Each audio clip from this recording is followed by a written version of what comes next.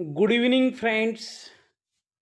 काल आपण इयत्ता पहिली तर तिसरीच्या सर्व विद्यार्थ्यांसाठी तसेच सर्व माध्यमात शिकणाऱ्या विद्यार्थ्यांसाठी कोणते इंग्रजीतील साईट वर्ड्स माहिती असणे आवश्यक आहे किंवा अनिवार्य आहे याविषयी मी आपणास एक्सप्लेनेशन म्हणजे स्पष्टीकरण दिले होते.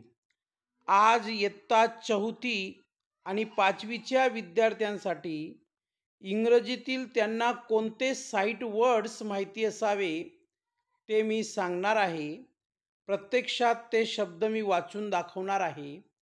तर मी जे काही शब्द लिहिलेले आहेत एक साईट वर्ड म्हणून इयत्ता चौथी आणि पाचवीच्या विद्यार्थ्यांसाठी तुम्ही देखील असे इंग्रजीच्या वेगवेगळ्या पुस्तकांमधून म्हणजे इयत्ता पहिली तर पाचवीच्या इंग्रजीच्या टेक्स्टबुकमधून साईट वर्ड शोधून काढा, त्यांची एक लिस्ट बनवा आणि ती लिस्ट बनवल्यानंतर आपल्या पाल्याला, मुलामुलींना किंवा विद्यार्थ्यांना शिकवा, जेणेकरून इंग्लिश रीडिंग करत असताना म्हणजे इंग्रजी वाचन करत असताना त्यांना कोणत्याही प्रकारची अडचण येणार नाही आणि ते मनात कोणत्याही प्रकारची नैतिक भीती न बाळगता बिनधास्तपणे ते शब्द वाचू शकतात.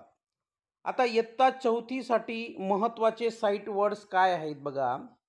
First, new, water, down, side, been, who, long, did, get, come, made, may, part, over, these, right, look, one आणि मोर.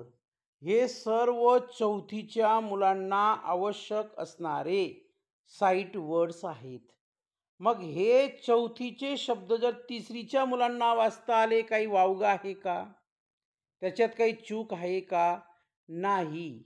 पण एक त्यांच्या बुद्ध्यांकानुसार, त्यांच्या वर्गानुसार म्हणजे ग्रेडनुसार त्यांना अपेक्षित कोणते साईट वर्ड्स माहिती असले पाहिजे, हा त्यामागचा एक स्वच्छ आणि सखोल असा उद्देश आहे.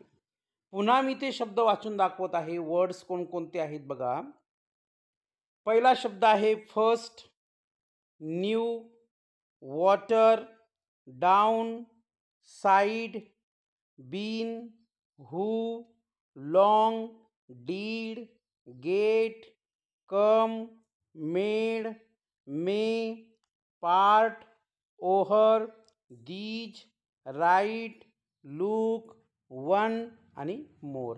तर अशा पद्धतीने आपण हे शब्द त्यांना वाचून दाखवा आणि जेव्हा आपण अशा शब्दांचे रीडिंग करतो तर आपण योग्य ते प्रनन्शिएशन करत असतो आणि योग्य ते प्रनन्शिएशन करत असल्यामुळे आपले पाल्य, विद्यार्थी, विद्यार्थिनी किंवा आपल्या घरातील कोणताही सदस्य की ज्याला हे शब्द माहिती व्हावेत यासाठी जो कोणी प्रयत्न करत असेल तर त्यांना याचा फायदा होतो.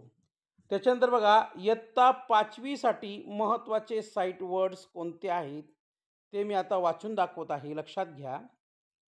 पहिला शब्द आहे why, under, away, many, every, great, high, another, put, find, still, even, such, through, tell, most, small, only, one, own आणि शो. तर हे सर्व शब्द पाचवीच्या विद्यार्थ्यांसाठी महत्त्वाचे आहेत. खाली एक सूचना लिहिलेली बघा. तुम्ही या याद्यांचा वापर तुमच्या विद्यार्थ्यांसाठी करू शकतात. तुम्ही त्यांना हे शब्द वारंवार वाचायला, लिहायला आणि वाक्यांमध्ये वापरायला सांगू शकता, जेणेकरून त्यांना हे शब्द सहज लक्षात राहतील. राईट. पण एक गोष्ट अजून आवर्जून लक्षात घ्या. तर अशा प्रकारच्या शब्दांचे वाचन करत असताना त्यांना अधूनमधून स्पेलिंग कशी तयार झालेली आहे, याचा उच्चार असंच का करतात, याच्यामध्ये हेच अक्षर का येतं, हेच अक्षर येत असेल तर त्या अक्षराचा अशाच प्रकारचा उच्चार का होतो, या सर्व गोष्टी त्यांना शेअर करा आणि या सर्व गोष्टी त्यांना शेअर केल्यानंतर तुम्ही पुन्हा त्यांना अशा प्रकारचे शब्द वाचून दाखवा, जेणेकरून त्यांना कोणत्याही प्रकारची अडचण येणार नाही. मी काही शब्द शोधले आहेत. आपण देखील काही शब्द असे साईट वर्ड शोधा आणि 4थी आणि 5वीसाठी आपल्याला अजून यापेक्षा जास्त संख्येने कोणकोणते साईट वर्ड्स देता येतील, जेणेकरून त्यांची इंग्लिश रीडिंग इम्प्रूव्ह होईल. त्यांच्या इंग्लिश रीडिंगमध्ये चेंज होईल. त्यांचं इंग्लिश रीडिंग स्किल म्हणजे वाचन कौशल्य, इंग्रजी वाचन कौशल्य डेव्हलप होईल. या दृष्टीने आपण प्रयत्न केला पाहिजे आणि आपण करत असणार, त्यात शंका नाही. व्हिडिओ आवडला असेल तर निश्चितच लाईक करा, शेअर करा, सबस्क्राईब करा आणि इतरांना आपल्याजवळ असलेले नॉलेज, आपल्याजवळ असलेली माहिती शेअर करा. जो वाटून खातो तो उपाशी राहत नाही आणि जो एकटा खातो, खाऊनसुद्धा त्याला भूक लागते. Thank you very much. धन्यवाद. Nice to meet you.